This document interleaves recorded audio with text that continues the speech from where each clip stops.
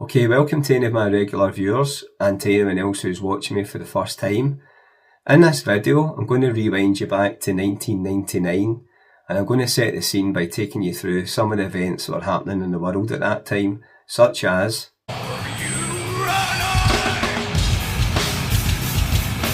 and then I'll finish up by talking about some of the gigs that I went to, such as Kula Shaker. Okay, so to set the scene, I'll take you through some of the news events that were happening in the world in 1999. Then I'll take you through some of the TV shows that were on air. And then I'll go through the movies. This was a great year for movies. When I was looking back at all the movies that were out, there was some fantastic films, and I think I went and saw probably about a couple of dozen of these.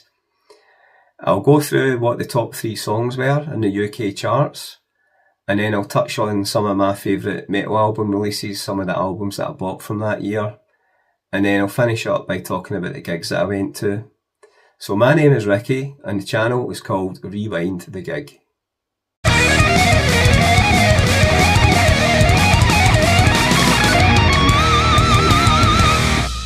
Okay, so let's rewind to 1999. So what was happening? Well, we started the year off with the launch of a new currency, the euro. So the concept behind this was basically 11 countries had signed up to this, dropping their own currencies, such as Germany lost the Deutschmark, France lost the French franc, Italy lost the Italian lira, and they would just have the one currency. And in theory, it was meant to be easier or better for the consumer, more choice. You know, you could go from one country into another and you didn't have foreign exchange to deal with, and it was meant to provide a better and more stable economy. When it first launched, it was basically like an invisible currency. There wasn't actually any notes or coins. They would come in 2002, so it was just really used for accounting purposes and electronic payments. Okay, also in this year, Napster was born and launched.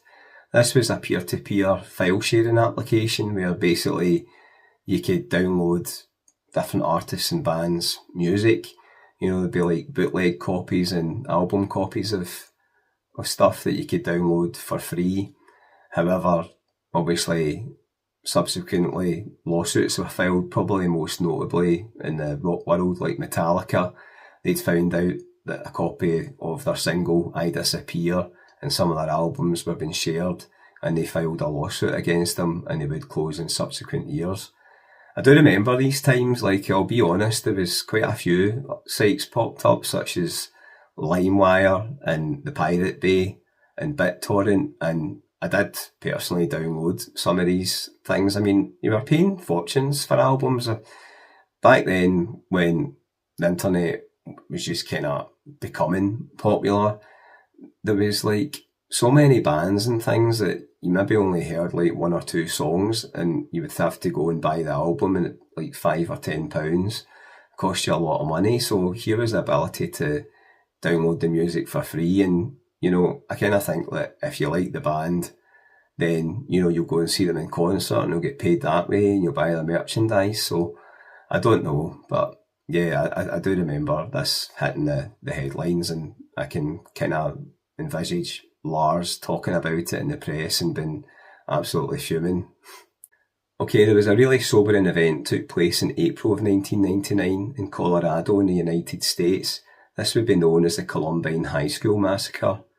You had 2 students at the time, Eric Harris and Dylan Klebold, who walked into the school and they planned to unleash chaos by detonating bombs in the school. However, the bombs never went off, but they had bought rifles beforehand, and they went to the school with rifles and basically opened up shooting on classmates and teachers. And there was 13 classmates lost their lives, and there was also 1 teacher killed, and there was like 20 or so people injured. This was the deadliest school massacre at the time, up until I think 2012. And there's been sort of various copycat killings of this down through the years. I think this is what you get in America when you've got these gun laws. I don't think they'll learn until they manage to ban guns. Like, it just keeps happening, and I don't know when they'll ever learn a lesson. Like, God forbid if you were out there and you had kids. I mean, you must just worry about whether they're going to come home from school or not. Just absolutely terrifying. and shocking seeing this. I've seen the documentary on it. Okay, one of the most notable news stories for this year was the Millennium bug factor, or Y2K as it was known. So this was the fear that basically computer systems would all crash at the stroke of midnight on December the 31st. So a lot of the computers and programs had been written just with the year 99 instead of 1999. So the fear was that they would move on to 00 and that things would crash. You know, there was talks of programs malfunctioning and planes falling out the skies and auto-tellers dispensing cash and stuff just because of all these bugs. But it passed off without incident. I think obviously they had been looking at and doing maintenance throughout the years, so most of these things passed off without any problem at all. I think the thing I remember most from this year was basically a lot of the clubs, the nightclubs at the time, charging a fortune for people to get in, really hammering that this was a once in a lifetime opportunity to go to a party to celebrate a new century. And I didn't buy into it at all. In fact, I actually went to Lockerbie and we ended up going to a house party. Okay, in the world of TV, there was a debut for the show The Sopranos, and this features on a New Jersey mafia boss, and I think there was 6 seasons of it. Now, I'll shamefully admit that I've never actually seen The Sopranos. It is on my to-see list because I've heard really good things about it, so hopefully I'll get around to it at one point. Okay, also we had Family Guy launched this year, just after the Super Bowl, in fact, is when it premiered. So this was a animated TV programme created by Seth MacFarlane, who also does the voice of Peter Griffin. So it features in this dysfunctional family. You've got Peter and Lewis, the mum and dad, and you've got their kids, Meg, Chris and Stewie. Well, Stewie's like a tiny wee baby in it who can talk. He's actually a really funny character in it. Mum! Mummy! Mummy! Mama! Mama! Mama! What? Hi. And also the pet dog, Brian, who can talk. So, yeah, it's a bit bizarre, but it is funny. They take the piss out of the American culture. And yeah, it's only about 20 to 25 minutes long per episode, but it's really funny. Okay, 1999 was such an epic year for film that I'm going to talk about it for a wee bit because it deserves to. There was just so many good films. When I was looking through my research for like the highest grossing films, I was going down it and I'm like, I've seen that one, I've seen that one, I've seen that one, I've seen that one. And even if you're not the same age as me and saw some of these films at that time, I'm sure that you've probably sort of seen them since on Netflix or Amazon or TV, etc. But hopefully this will jog your memory. I mean, it's hard to believe that these were 26 years ago. It just seems like I've seen them the other day, you know, it's so fresh in the memory. Okay, so the first film I'm going to talk about is Fight Club. And the second film I'm going to talk about is Fight Club. And if you've seen the film, you'll get the gag there. But in all seriousness, no, this was a really good film. It starred Ed Norton, Brad Pitt and Helena Bonham Carter. And it features on Ed Norton's character, who's an insomniac. He can't get to sleep, so he goes and he seeks solace at support groups. And this is where he meets Martha, Helena Bonham Carter, and he ends up going to all these different support groups and she's there as well. So later on in the film, he quits his job and he sets up this fight club. This is where he meets Brad Pitt. The fight club goes in popularity and, you know, you see people that are at their job that want to, you know, release their stress. They go to this fight club at night and it grows in popularity and then they decide to sort of unearth chaos in the world and it goes all a bit out of hand. And there's a twist in it. I don't want to give away the twist if you've not seen it, but I must admit I didn't get it until I saw it in the cinema, and it was about 10-15 minutes from the end. It shows you stuff and then it all sort of makes sense. But yeah, it's a really good film and one that I still enjoy watching to this day. Okay, so the biggest grossing film of 1999 was Star Wars The Phantom Menace. And I remember this at the time because we had to book tickets in advance, such was the demand for this film. So it was like the 4th film in the Star Wars series, although if you're looking at it through all 9 films for like the Skywalker saga, it was actually the first film, and it had been known that there was going to be 3 films as part of this prequel trilogy leading up to Star Wars A New Hope, if you like. So yeah, it was interesting, and obviously the use of like CGI in it became so advanced since like, you know, the original Star Wars trilogy. So the things they were able to do in it was pretty clever, and I did really enjoy the film. The plot basically featured on an inter-trade dispute between a couple of the different galaxy factions, and you had really strong actors in it. You had Liam Neeson, and you had Ewan McGregor from Trainspotting fame, who was playing Obi-Wan Kenobi, and you had a young Keira Knightley in it. And yeah, I mean, I'm a big Star Wars fan, so I loved this. Like, roll on, couldn't wait for it, and it was really enjoyed it. Okay, another one of the most successful films was Toy Story 2, and this featured on basically Woody. He was stolen by a greedy toy collector, and all the other toys that you've seen from the first film, they go out to try and rescue him. And yeah, it's a usual sort of strong cast of actors voicing the different characters, and yeah, I mean, I think the Toy Story films are all really good, and I really enjoyed watching that. I went to the cinema to watch that one as well. Okay, one of the most successful films of the year was the Blair Witch Project, and it's also one of the most successful independent films of all time. So this had a reported budget of between $200,000 and $750,000, and it took in $250 million. So the plot basically features on like a found footage, basically like a video camera.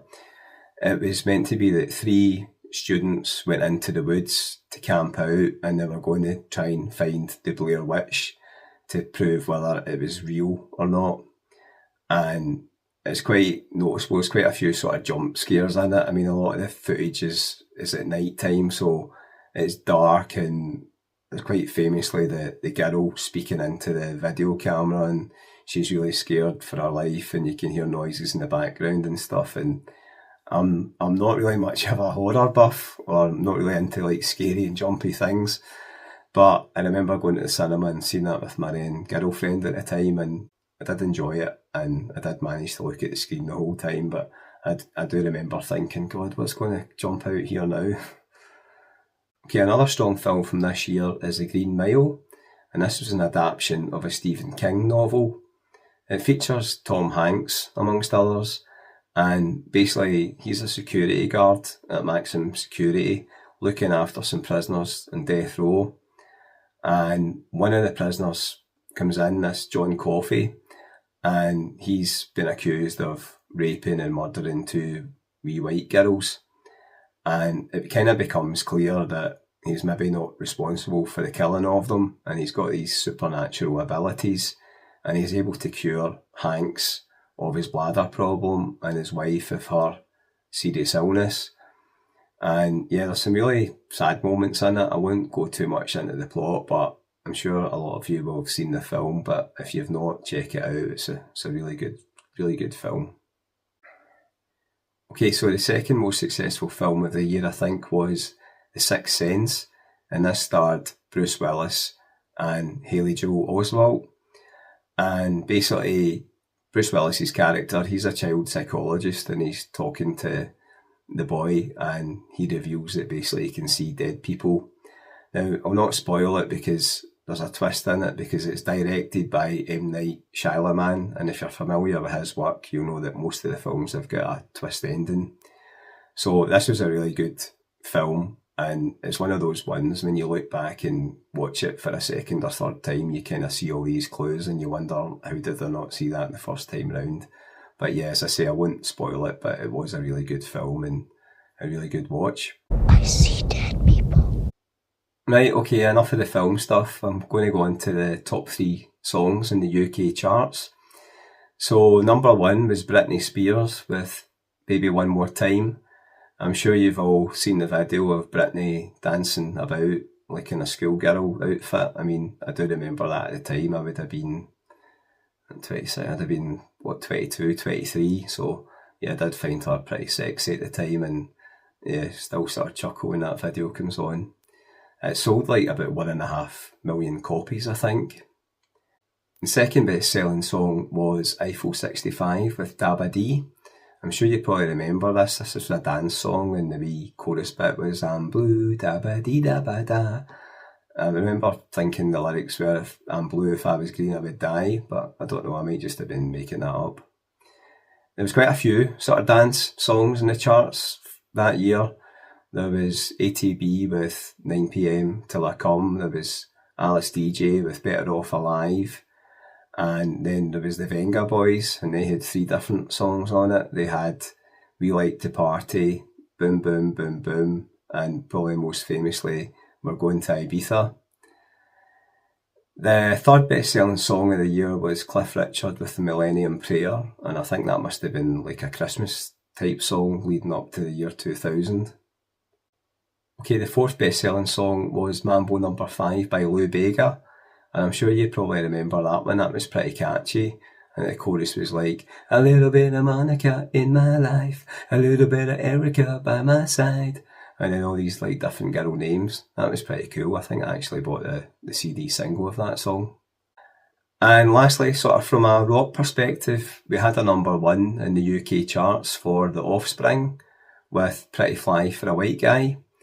And you probably have seen the video for that one. Like, it was meant to be taking the piss out of like American people at the time. It came out and the guy's got like a American football top on with like a big medallion, and he jumps into the car, and it starts off quite famously taking the Rock of Ages song, that the made up German phrase, the Unterglieben Glacken Glocken, and which doesn't actually mean anything. It was meant to sort of stand, instead of saying 1, 2, 3, 4, it was just a made up phrase for that. But yeah, it was a good song, a nice wee video for that. So yeah, good to see a bit of success for a rock themed band. Okay, one of the most notable events that took place in 1999 was Woodstock, and this took place in Rome in New York, and it was meant to be about 250,000 people, and it was taking place on Griffiths Air Base. So there's been a lot of criticism from 1994 with the security of the place, because there'd been a lot of bad weather at that one, and all the fencing and stuff gave way and people were getting in for nothing. So at this airbase, they thought that they had medical securities and toilet facilities, and I think it was also like a 12-foot perimeter wall all the way around. It looks bizarre when you see the footage, because there's this like runway and then like all these planes just sitting there. But this would turn out to be a bit of a train wreck. And I say train wreck because that's what they actually called it. There's a Netflix documentary which I rewatched when I was researching this video again. But it's a really good watch. It spans 3 episodes and it's currently on Netflix in the UK. But there is various like documentaries about this on YouTube and interviews with the bands that played there. So the lineup for this event did look really strong. You know, you had Limp Bizkit, who were fairly up and coming at the time. Buck Cherry made their debut. You also had Rage Against the Machine and Metallica and Korn, Sheryl Crow, Alanis Morissette, just like a really strong lineup. But the problem started in that this was in the middle of July, right? And it turned out to be the hottest days of the year. I think the temperatures were at like 100 degrees Fahrenheit. And it became evident that the people who put on the show, they hadn't hired enough security staff, and they hadn't hired enough like litter vans to go and like empty the rubbish and stuff like that. You see footage with piles of rubbish getting blown about and bottles going about. Plus, then there was the fact that the vendors were ripping the kids off. They were basically charging $4 for a bottle of water, which is about $8 in today's monetary terms. And the kids were paying it because they had nowhere else to go. There was drinking water, but the queues for it were so big that basically people started ripping open the pipes where the water was getting supplied to and trying to drink it that way. But what happened is it basically just turned a lot of the place into like a mud field. And then you get the usual kind of teenagers or people in their 20s thinking that it's fun to just jump about in that. But it wasn't just mud, because there had been a lot of sanitation problems from the loos overfilling because there wasn't enough water to get washed away. So you basically had all the feces and stuff from that going into that water. So people were getting really sick because the water was contaminated and they were jumping about and bathing in it. So there was huge problems from that aspect. You know, the people were getting pissed off because they were getting ripped off left, right and centre with the costs. But then, like, we go to the bands. So on the first day, you had Insane Clown Posse. They were handing out these like gigantic balls with $100 bills taped to them. So they're hitting that out to the crowd, and obviously the crowds all try to jump on it to rip the money off it. And it got a bit out of hand. And then they made it worse by saying, right, we've got a few $500 balls, and sent them out to the crowd. So the crowd were all going mental. Then you had Korn to come on and perform. They were second last on the bill, and the crowd went mental for them. There's like some really good footage where you just see waves and waves of people like just jumping up and down in it. And bear in mind, like, the temperature had been 100 degrees, like people would have been absolutely roasting, like sweating in it. And then poor Bush, they were the band that were to go on after Korn, and they were to try and sort of calm the crowd down. And yeah, it wasn't an enviable task. I think they didn't really think too well when they were putting the order of the bands together. So that was the Friday night. So into the Saturday, and again, it's a really, really hot day. There's pictures, there's people that are trying to take shade, and they're lying underneath these planes that are all there because they hadn't built like any shelters for people to shade. Kid Rock came on. He was quite early on in the stage, and he was enticing people to throw their bottles on stage. So that started the day off with people getting, whipped up into a bit of a frenzy. And then later on in the day is when it really took off. You had Limp Bizkit coming on stage around about tea time, and Fred Durst, he was like saying to the crowd, look, Alanis Morissette had you guys like chill down, but I want you to up the intensity. And then it all kind of kicked off. Like, there was bits of plywood and stuff from the boards all getting ripped off, and people were crowd surfing on it. And Fred Durst himself, he actually went and crowd surfed on it during, I think it was Break Stuff. And obviously, if you know that song, that's like one of the most famous and wild songs. And he's up on stage and the crowd's going mental, and you can see from footage at the front of the gig, like, the sort of mosh pit's getting a bit more violent. And yeah, just the intensity in the crowd, it was just wild. So you had them come off, but instead of like it calming down, I think like Rage Against the Machine went on after them. And then after that, I think it was Metallica.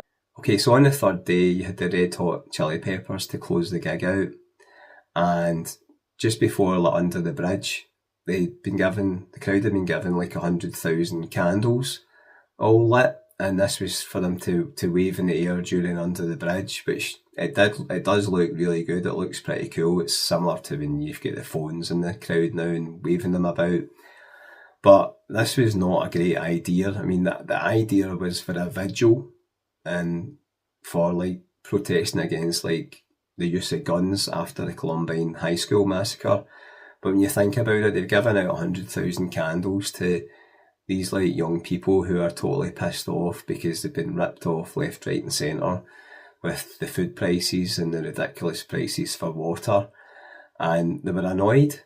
And so, like, after the song, there was like a fire started at the back, and they actually had to bring in the management, and they stopped the gig to try and put the fire out. So it didn't really help matters when the Red Hot Chili Peppers eventually came back on stage. They played a rendition of Jimi Hendrix's Fire.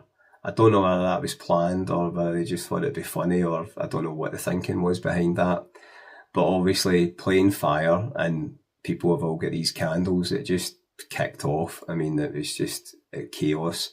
Like once they finished their set, I mean, you had Flea, the bassist, he was performing on stage nude, running about, his willy hanging out, and just the chaos erupted after they went off stage. I think people just had enough and started ripping down the towers and burning everything.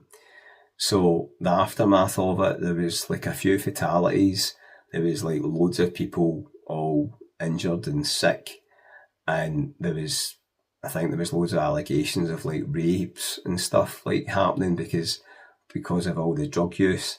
I mean, there's footage where girls are openly getting groped when they're standing on top of folks' shoulders out in the crowd, or when they're crowd surfing, people are grabbing them. So there was like multiple things with this, but you're probably best if you can watch the documentary on it. It is a really good watch. You'll get to see some footage of the bands, but yeah, quite some scary goings on. So that was probably the most memorable event from 1999 in the rock world. Okay, so now to some of the metal album releases. The first one I'll talk about is Buck Cherry with self-titled album Buck Cherry. So some really good songs in this, such as Lit Up, Dead Again and For the Movies. So first time I heard Buck Cherry, I thought, oh, this guy's got a cracking voice. It kind of reminded me a bit of like Axl in terms of like it's really kind of raw and quite high and aggressive. And yeah, I would go in to see Buck Cherry a few times, and I thought that was a really good debut album. And as I say, he performed at Woodstock in 1999. Another album that year was Significant Other by Limp Bizkit, who were also at Woodstock. And that had some really good songs on it. Probably most famously was Nookie and Break Stuff. And Break Stuff, as I say, is like a really good, energetic song. And Limp Bizkit were kind of one of the early sort of favourite bands of the nu metal age. Okay, another album which I bought and really liked from this year was Metallica, and they had S&M Live. And this was a bit different because it featured the San Francisco Symphony.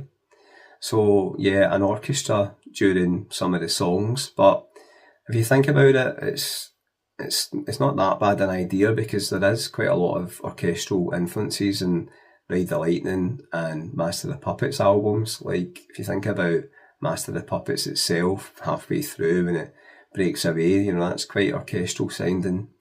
And I thought it worked well. I mean, there was 21 songs in this album and it clocked in at just over 2 hours long. And it might not have been to everyone's taste. I know there was some critics of it, but I think it worked really well. I remember like listening to the opener, The Call of the Cthulhu, and they did a good cover of Nothing Else Matters in it. And yeah, I thought it worked well. And there obviously has been bands since that have sort of taken this approach and made albums with orchestras. One of the other ones springs to mind is Bring Me the Horizon. The last album I'll mention from this year was Rage Against the Machine with The Battle of Los Angeles. And this had some really good songs on it, such as the opener, Testify, also Guerrilla Radio and Sleep Now in the Fire. So this was Rage Against the Machine's third album and just increased their popularity. Okay, so now to the gigs. The first band that I went and saw in 1999 was Kula Shaker. And that was at the Glasgow Barrowlands. Now, Kula Shaker were a popular English psychedelic band back then, fronted by Crispian Mills. They had just had a number one album called K, and there's some really good songs on it. When I was researching this, I went back and listened to that album that I had. There was songs on it such as Tatva and Govinda and Hey Dude, and there's some really good rock guitar parts in that. They were like heavily influenced by like Indian music, and they feature Indian instruments in the songs, and a couple of the songs are actually in Sanskrit language, so there's no English in it at all. So I saw them obviously at the Barrowlands at their height of their fame. I don't really remember, if I'm being totally honest, I don't really remember much from the gig. I can't find any footage from the Barrowlands, sadly. I thought now that we're getting to 1999, I might be able to find some footage on YouTube, but obviously the use of cameras and things like that wasn't that big back then. It was just more like video cameras. But anyway, they broke up like not long after this gig. I think they just wanted a break from the fame, although they would reform like in 2004. But by that time I'd sort of moved on to different bands and I never saw them again. But yeah, that is a good wee album, that Kula Shaker K, if you want to check it out. Okay, so the second and only other gig I went to in 1999 was Kill To This. And that was at the Cat House in Glasgow. So the Cat House is a rock club, and it's quite a small venue. I would probably guess that the capacity for a gig is probably about 250 people. So this was, I think, the fourth time that I'd seen Kill To This, or third time. And a band that I was really into at the time. I liked that sound. It was kind of groove metal and industrial and elements of hard dance to it. And you also had the clean vocals, the non-clean vocals, and I really liked that. You've got the melodic sound in one ear and then the screaming in the other. And this was them on their sort of Deviate tour promoting the album. And if you've watched my 1998 video, you'll know that I purchased the Deviate album after they completed their set when they were on before Bruce Dickinson at the G2 venue at the garage. And yeah, I was really into this band, and it was a good gig. I mean, there's some really good songs on it. Again, they're called The Flood, Freedom of Speech, and Crucified, and Kill Your Gods. There's some really good songs. And yeah, that was the last gig to close out the year for me. But it does get busier. I've been looking through the years, like once I hit about 2002, the gigs ramp up, and I don't know, the videos might be lasting about an hour or so just for the amount of gigs that are coming up. But anyway, if you happen to be at any of these two gigs by chance, or you caught these two bands at any of the UK or European shows, then let me know in the comments. Thanks for watching, and until the next time, have a great day.